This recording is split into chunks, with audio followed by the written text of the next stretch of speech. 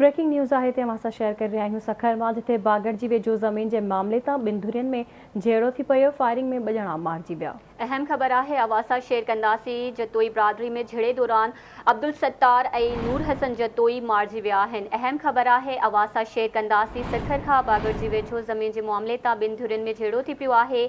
Firing में 2 ॼणा मारिजी विया आहिनि।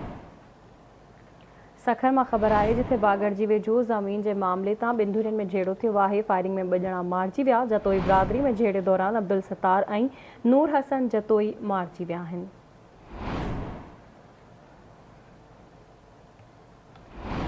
अहम ख़बर का आगाह कर रहा आहियूं। बागड़ जी वेझो ज़मीन के मामले तां 2 धुरियुनि में झेड़ो थियो आहे।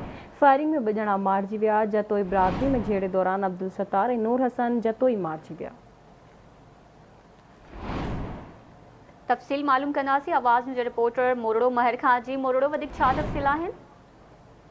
जी बिल्कुल, बागड़ जी भरिसां जतोई बिरादरी के 2 धुरियुनि में ज़मीन के मामले तां फायरिंग के नतीजे में 2 ॼणा जेके आहिनि क़तल थी विया आहिनि। उन सिलसिले में बागड़ जी पुलिस जो चवणु आहे त जतोई बिरादरी जो गुलामाणी पाड़े जे विच में जेको आहे धुरियुनि में झेड़ो थियो। उन झेड़े दौरान फायरिंग के नतीजे में 2 ॼणा क़तल थी विया आहिनि। क़तल थी वियलनि में अब्दुल सत्तार और नूर हसन उर्फ लालो जेको आहिनि उहे शामिल आहिनि। पुलिस जो वधीक चवणु आहे त जतोई बिरादरीअ जे जेके ही फौत थी विया आहिनि, इहे 2 पाण में चाचा भाइटिया आहिनि। उन जे विच में ज़मीन जे मामले तां तकरार हलंदड़ो उन तां वाक़ियो पेश आयो आहे।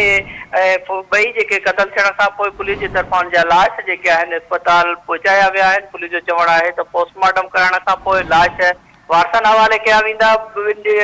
जेके चाचे भाइटे जेका क़तल थियण खां पोइ जेको आहे धुरियुनि में शिकताइण वारी सूरत हाल छांइजी वई आहे। ऐं हिन वक़्त ताईं पुलिस जेको आहे कंहिं बि धुर ॾांहुं जेके क़ातिल आहिनि या जवाबदारनि मां को बि गिरफ़्तार नाहे करे सघी। ऐं जंहिं सबबु इलाइक़े में शिकताइण वारी सूरत हाल आहे। जी ठीक है मोड़, वरी महिरबानी अपडेट करण लाइ।